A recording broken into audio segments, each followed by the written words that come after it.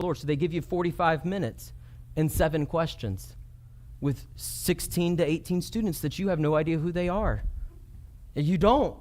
I mean, they're looking at you, and it's like, I've got to get these kids interacted quickly. So and myself, I'm excited, I'm wild, I'm going to get them laughing. And I had a youth pastor, he humbled me. Not that I was arrogant, but he just pushed me down a little bit more. He told me, hey, I have 3 students in your small group. I was like, oh, this is fantastic. Hey, I'm sorry. And he told me, he said, man, they had a blast. And I'm like, hey, that's good. He said, but they told me that you're really quirky. And I'm like, shut up, leave. I don't need you. Go to another small group. But when talking with some of my friends who are other small group leaders, they're like, yeah, I'm really struggling to get the kids talking. They're struggling. Like, some of them will talk. I'll have the few talkers, those are the PKs, and then I have the ones that their parents made them to come, so they just sit there quietly. And I realized, and this is what I've learned from children's ministry, and it's really Holy Spirit, because I'm not that good or smart. I had one kid that was kind of quiet, but when I looked at him, man, he'd talk. I never had an issue. I actually had to keep us from talking and get to the next question. And I realized it was because I was setting the bar here, so they felt comfortable because they didn't know me to come here. So I say all of that to say, when we get into these practical steps of worship and whatnot, as we grow, when visitors come, if our worship and our attitude towards these next 4 things are here, we can't continue to grow spiritually. And as we grow numerically with new families, where's their attitude level going to be? It's going to stay constantly here. So for us as a body, we've got to sometimes, even when we don't feel like it, unity sometimes is just standing together even when we don't feel like it. And we're going to talk about this because the Sundays that you feel like this, that's why it's so great to have a church that's unified, because my place in my church is to be present. It doesn't always have to be the one that's at a 7 or an 8, because you have others that are around you. So as we go through these next things, we have to remember to keep our encouragement and excitement for God every single Sunday. And if we don't, it's important to not just be present, but be a part so we can lean on each other. If we want to grow it, if we want to continue moving forward. Next thing, we talked about worshiping. Next thing, 5 practical things. Number 2 is listening. Engaging with God's word, not just hearing it, but applying it. James chapter 1, verse 22 says, but don't just listen to God's word. You must do what it says. Otherwise, you are only fooling yourselves. Pastor talked about it. Man, we got to dive in our word. We've got to get in our word and start studying it. If we're going to be a church that's unified, my place in my church is to not just be present, but to be a part. We've got to be doers of the word.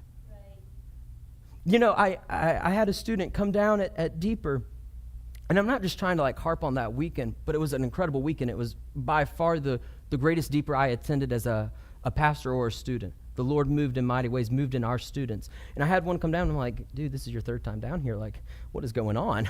And he looked at me, he's like, no, I don't need prayer. And I was like, okay. And he's like, I just want to worship. And I realized oftentimes we forsake and maybe take for granted the ability and the access we have to being in the presence of the King of Kings. Yes. Listen, for listening and applying and being doers of the word, he may talk about one thing, you can answer and ask prayer for another. I think sometimes, I know for me, I get too caught up in what the pastor says, and I'm like, well, I actually need prayer for this, but I don't want them thinking I'm a gossiper, so I'm just going to stay right here. And for so long, I've maybe missed opportunities of hearing from the Lord. Allowing someone else to lay hands and pray over me for a certain situation. A word of knowledge could have happened. Could it have happened in my seat? Absolutely. But it also can happen down here. We got to be doers. Yeah. Number 3, responding, allowing Holy Spirit to move in our hearts and stepping out in obedience. Number 4, serving. Number 3 is allowing the Spirit to move in our hearts and stepping out in obedience. Number 4 is this, serving, using your gifts to build up the body.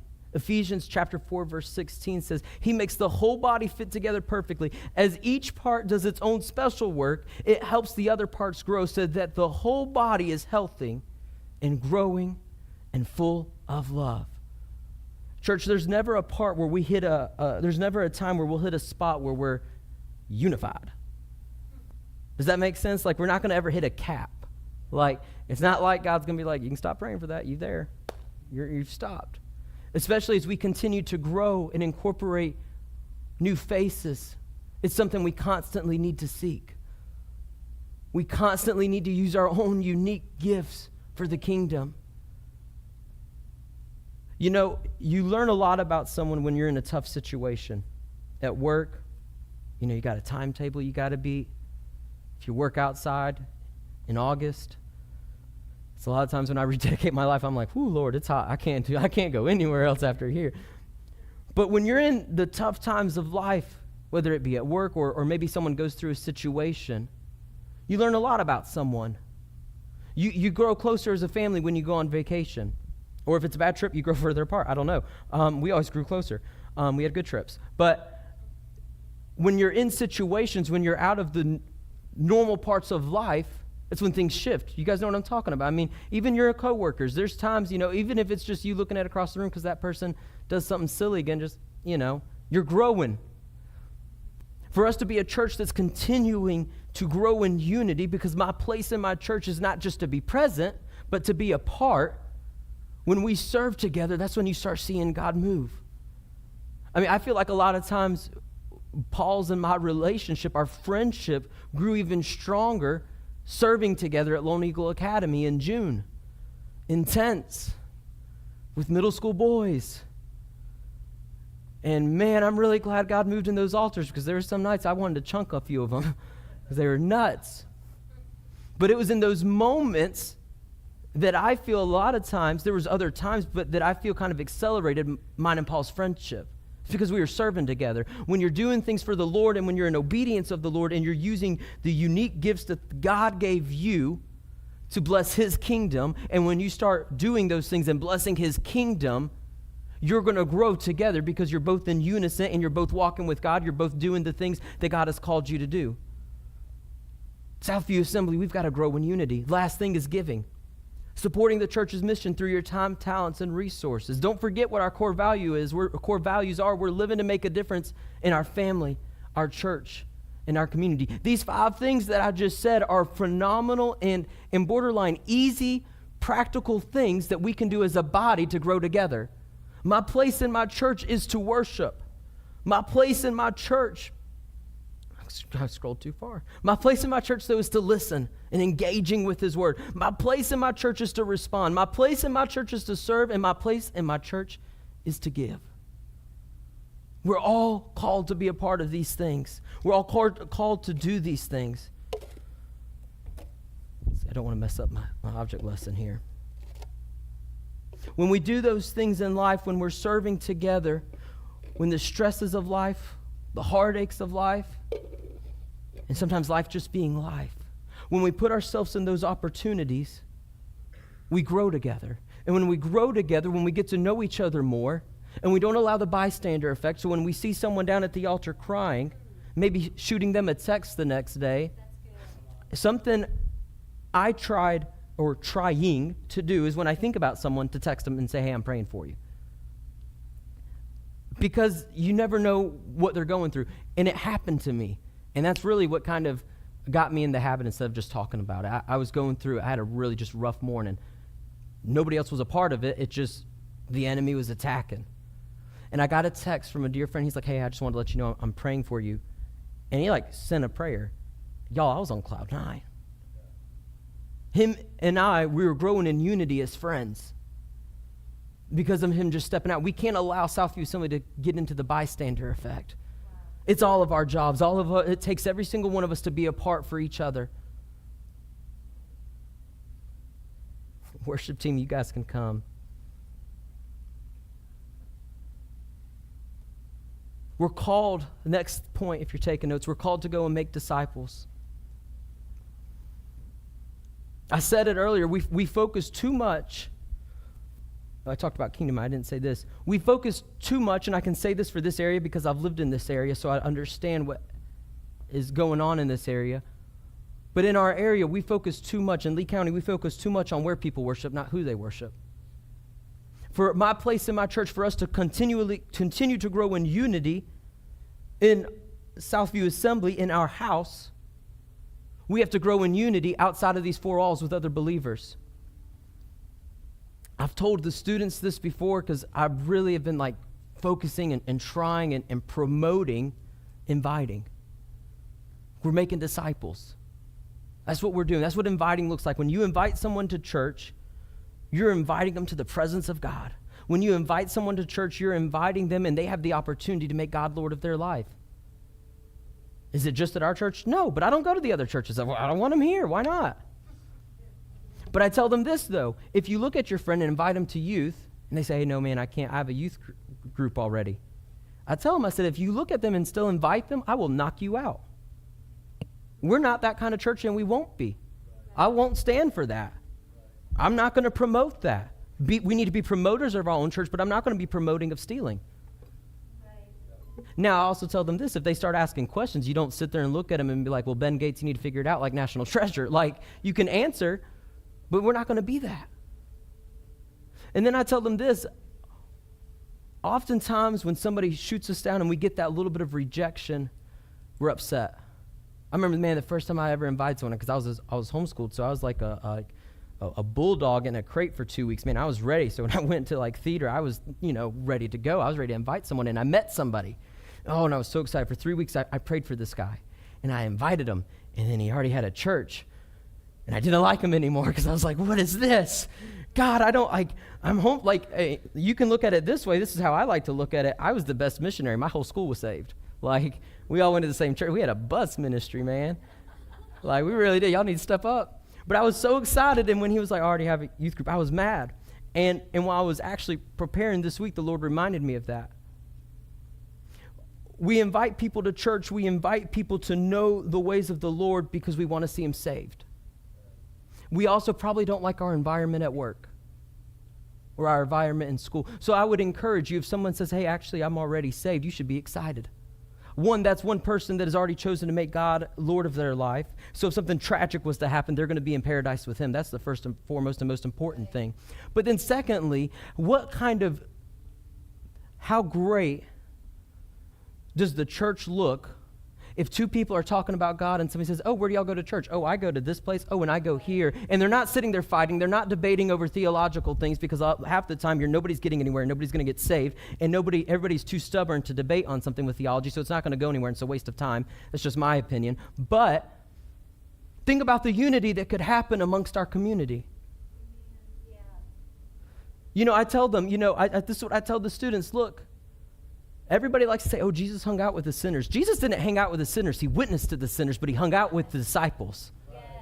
So when you're at school and it's like, man, I'm just having a rough day. I just can't take it anymore. I don't know if I need to be around them and try to witness to them. You go and find that person. We focus too much on, oh, well, do they speak in tongues? Is that a great thing? Absolutely. If they speak in tongues, will they go to heaven? Yeah. But if they don't speak in tongues, but they still believe God is Lord of their life, guess what? They're still going to go to heaven. We focus too much on where they worship, not who they worship. Church, if we're going to be a church that focuses on unity, we can't just be church promoters. We also should be God promoters. And if we're going to be God promoters, we should be unity promoters. We should be encouraged when there's somebody else in our workforce or in our school that serves God. You have a safety net. How crazy would it be if people were to start seeing the Lord work and no longer in theological debates, but in prayer? And don't fight over that person that comes. Let each of you, hey, this is where I go to church. Oh, this is where I go to church. And let that be it. Let them decide. Right. Would you love them here? Absolutely. Be a promoter of your church. But at the end of the day, if they're saved, we've got to stand together. Not just here in our house, but as believers. Matthew 28:19-20. It's the Great Commission. But it says, therefore, go and make disciples of all nations, baptizing them in the name of the Father, and in the Son, and the Holy Spirit. Teach these new disciples to obey all the commands I have given you. And be sure of this, I am with you always, even to the end of the age. This command is for all of us. We're called to be a unified body. We're called to stand together in unity. Transition and more so from others, we're going to focus a little bit more on ourselves as we slowly close. I had somebody ask me the last time I preached, like, man, you didn't preach for very long. It's like, man, I didn't have a lot to say. And also, I'd rather us get to this down here than me speaking. That's why I preach shorter. It also keeps me from rambling, so I try to pack it in a little bit more.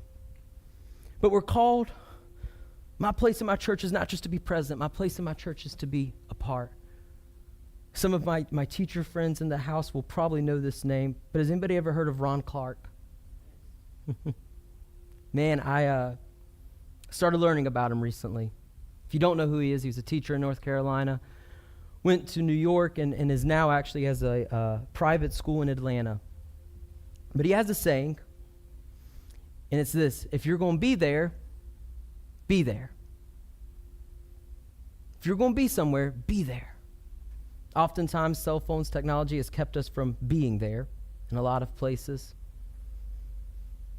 But if we're going to come to church, I want us to be here. I don't want us just being a church that sits on a seat that has to have a lint roller rolled over it before next Sunday and we just walk out.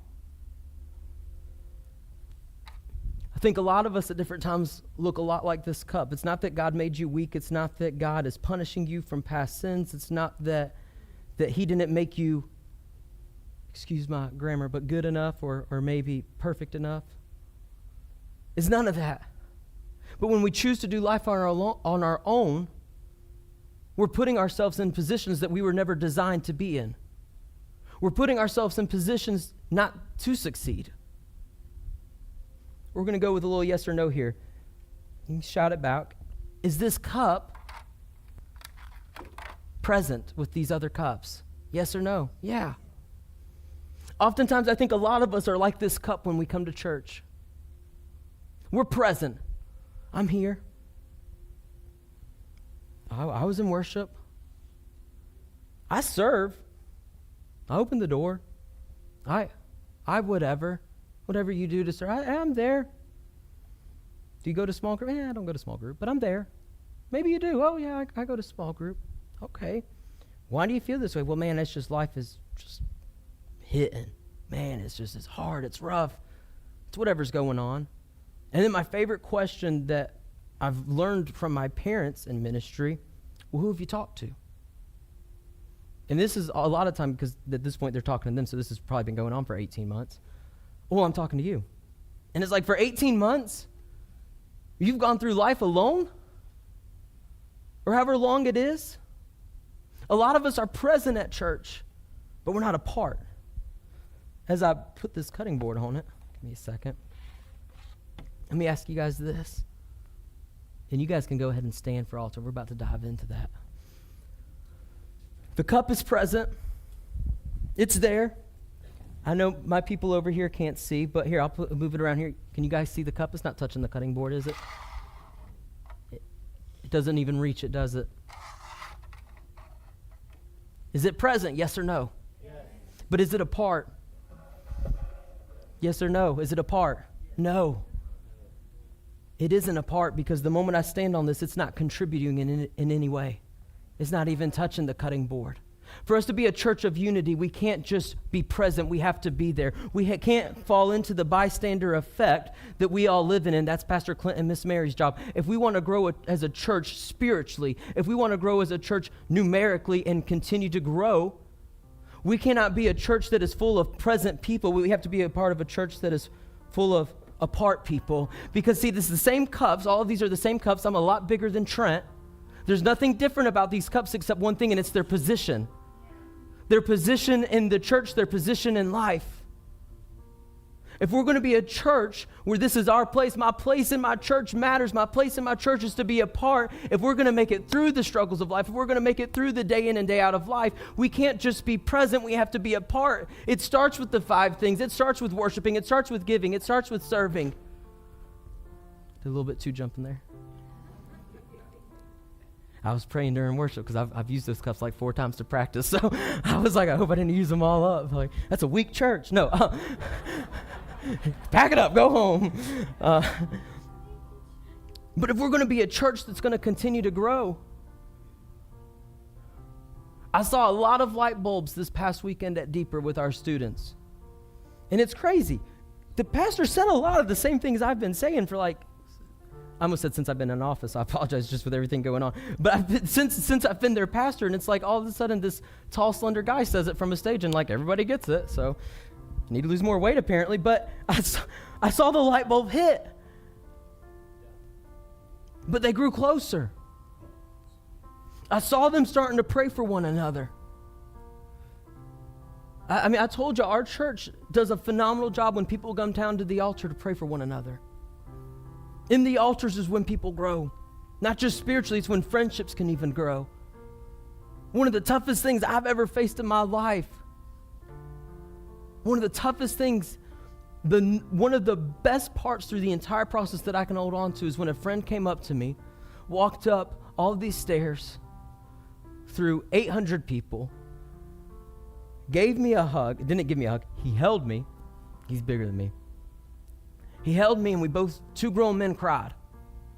He loved me so much, he was there. When I called other friends, they loved me so much, whether it even be in other countries, they were there. They were several hours ahead, and they were there on the phone with me. Had nothing to do with just them as people. Some of it did. But what it had to do with was all of us, the friendships choosing not to be just present and stand next to each other, but it came from being apart. It came through times of worshiping together. It came from times of serving together. It came with times of leaning on one another when life struggles would get to us, not just that moment. You see, when I came to that moment, I knew I could call them because I've been through other moments with them, and I had chosen in life not to handle things on my own. I had chosen in life to stand up and stand with them. Church, if we're going to move forward in 2025, I'm not going to tell you guys what I'm praying because it's a lot for this house. But none of it's going to happen if we aren't diving in our word like he said, and if we're not doing life together. My place in my church matters. Your place, that's really what it should be, not my place. It should be, as speaking to you guys, your place in your church matters. You are desired. You are wanted. But we can't help if all you do is come and be present. Your friends in your small group can't be there for you if all you do is sit and be present. The students in those small groups that got the most out of it were the ones that participated the most. It's the same as adults.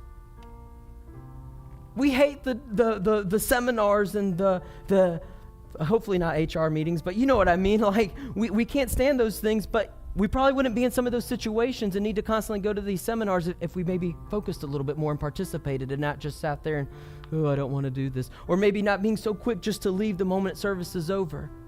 And through all of this, right here through altar time, where we're about to get to, it's the last step for us being a church that's more unified. We have to be willing to be vulnerable with each other and giving other people the opportunity to stand with us. That's my issue. I love this.